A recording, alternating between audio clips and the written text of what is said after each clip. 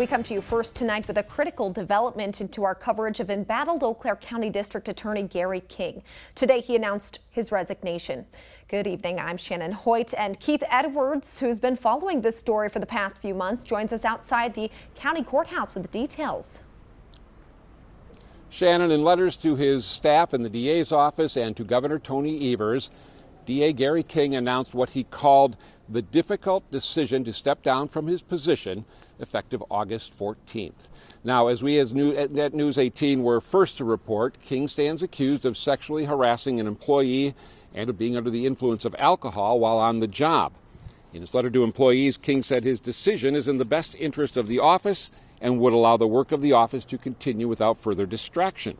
In his letter to Governor Evers, King said it would not be possible to return to a productive work environment given that some of the statements that have been made and the manner in which he has been treated by various individuals.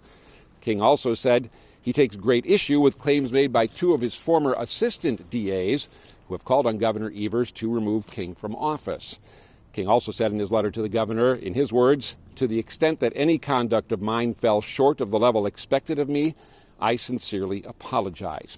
Now, Shannon, we reached out to Eau Claire County Administrator Catherine Schaaf to get the county's response to King's announcement today.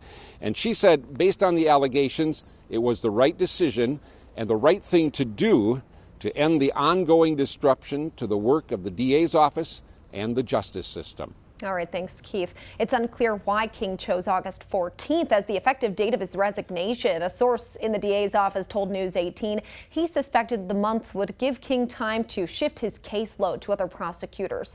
We have expanded coverage of today's developments, including King's letters in their entirety, at our website, WQOW.com.